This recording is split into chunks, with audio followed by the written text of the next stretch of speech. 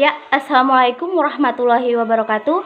Di sini saya akan menjelaskan sholat sunnah, yaitu yang saya dapatkan itu adalah 13 sholat sunnah.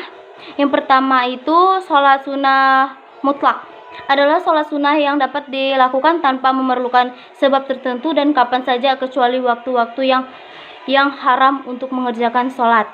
Terus ada juga sholat wudhu. Nah, kalau sholat wudhu ini terkadang dilakukan di salah rukun wudhu adalah membaca basmalah pada awal berwudhu dan membasuh kedua telapak tangan sampai sebatas pergelangan tangan. Terus lanjut berkumur-kumur. Nah, terus kita lanjut kepada sholat tahiyatul masjid. Nah, di sini adalah sholat sunnah 2 rakaat yang dilakukan ketika seorang muslim memasuki masjid. Terus kita masuk lagi ke keempat, yaitu sholat rawatib, adalah sholat sunnah yang dilakukan sebelum atau sesudah sholat 5 waktu. Nah, sholat yang dilakukan sebelumnya disebutkan sholat qabiliyah, sedangkan yang dilakukan sebelum disebut adalah badiyah. Sholat sunnah rawatib ini terbagi menjadi 2, yaitu muakkadah dan sunnah gairul muakkad. Terus kita lanjut kepada sholat tahajud yang sering dilakukan oleh orang, yaitu sholat tahajud ini yaitu sholat sunnah mutlak yang didirikan pada malam hari atau sepertiga malam setelah terjaga dari tidur. Nah, kalau ini mungkin banyak yang dilakukan oleh saudara-saudara. Nah, terus kita sholat duha. Nah, kalau sholat duha ini yang sering banget dilakukan oleh banyak orang, yaitu yang dilakukan pada sebelum naik kurang lebih 7 hasta sebelum terbit hingga zuhur itu dapat dilakukan sholat duha. Nah, sholat duha ini berfungsi untuk mendatangkan rezeki. Terus kita lanjut kepada sholat tarawih. Nah, sholat tarawih ini sering kita jumpai pada bulan-bulan Ramadan. Ini kalau rakaatnya tergantung pada imam. Nah, kalau sholat tarawih adalah sholat sunnah yang dilakukan khusus hanya pada bulan-bulan Ramadan.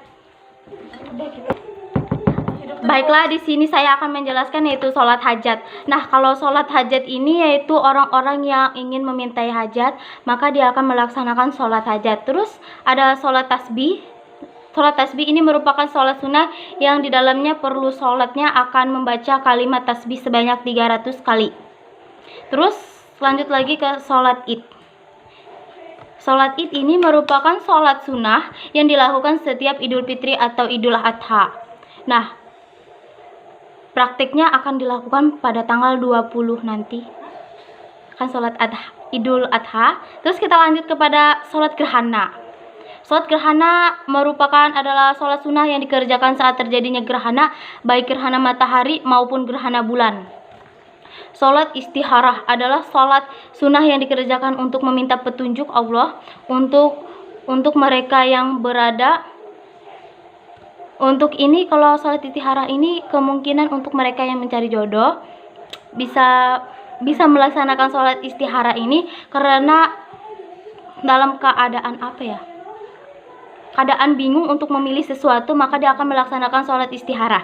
Terus kita lanjut langsung kepada pembahasan sholat istiqah.